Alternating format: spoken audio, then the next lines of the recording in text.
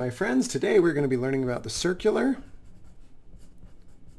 flow diagram, and I have very good news for you on the circular flow diagram.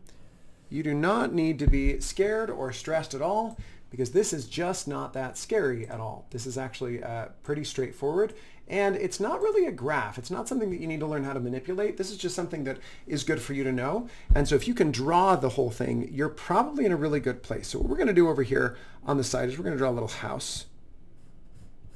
Okay, and this is going to be a really basic house, not very exciting.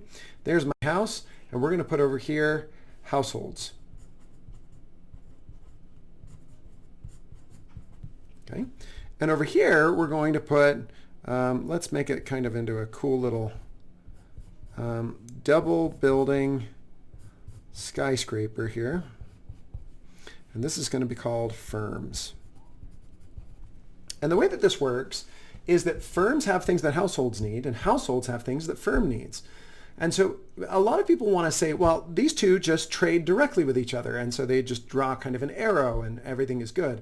I think that's actually a little bit simplistic, because firms can't find households and households can't find firms. There's an intermediary that comes in between them, and they're both something called markets. And one of the amazing things about markets, and we're going to put another one down here, one of the amazing things about markets is that these pop up without being created. You don't have to create a market. They just kind of happen on their own, right? A lot of government systems have to be created, but markets, as long as you have a couple of the basic building blocks in place that protect them, they kind of happen on their own. Okay, and so the first thing that is going to go on here is that there's a market for goods and services. And the way that the market for goods and services works, this is over here,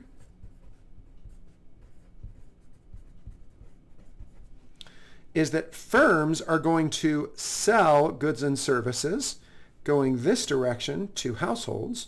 Okay, and so those are the actual goods and services. And what do you imagine probably comes back over this way? And the answer is money, money, money, money, money. So firms are the ones producing. These are the producers and these are the consumers.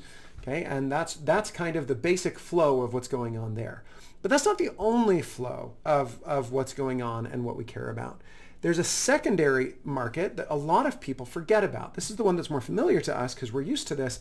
But if you ask a firm owner, they will tell you immediately, no, I can't just run my business with a bunch of goods and a bunch of money. I actually need a couple of other things. And those include some of the things that we call inputs, markets for inputs. Inputs include things like labor is a really good one. So down here we could put in parentheses labor. Land, I spelled it like I'm British. I'm not. I don't know why I spelled it that way. It's the first time I've ever done it in my entire life. Capital.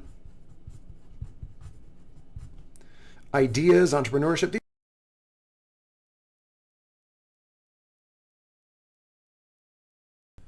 Give all of these things through the market to firms, and then firms happily pay back much of that stuff over here to households with money. And so when you lend a firm your money or your capital or your labor or any of those things, actually I'm just realizing that the light is probably making it worse. Let me turn that light off. No, it just keeps adjusting. Oh, that's a little bit better. You can see that a little bit better. So what you can see here is that this is the circular flow diagram, and it's very, very simple. You don't need you don't need to understand a ton about this. If you can draw this graph from memory, you are going to be just fine. And I'm going to flip this paper over just to show you how I do it. Okay, and I recommend you do this 2 or 3 times until it's really, really easy. So you draw your house on this side. That's your little house here. You've got your double. Wow, that's a really ugly looking skyscraper. Maybe we'll make it into something fancy looking. It's kind of there. It's so ugly. I am not a good artist. Okay, we're just going to stop there. There's my skyscraper. Here's households. Here's firms. By the way, really great trick to complicated graphs is just to make them 3 and 4 times. This is not a graph. This is what do you call it? A diagram. What's really nice about this one is all you need to do is be able to draw it from memory, and then you've got a market on top and a market on bottom. Market for outputs is goods and services.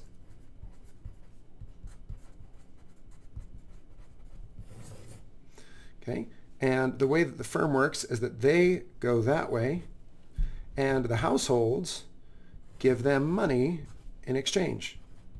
And that's why everybody's happy. Don't forget about the market for inputs, is what we call them. And a lot of people forget that that means that households have to provide something like labor or land or ideas, for entrepreneurial ideas. I'm trying to think, there was another one. Oh yeah, capital, one of the most important ones. That means money, enough money. That's where capitalism comes from. Enough money so that firms can actually start their businesses. So when you invest in the stock market, you are actually lending money to other people and they give you a little bit back. So households give this stuff to firms, and firms are thrilled, and so they are going to turn around and pay you money straight back. I would recommend you make this 1 or 2 times, enough times that you can do this from memory really easily. It's not a very complicated graph, but it is a super good one to know, and it is kind of a foundational idea in all of economics.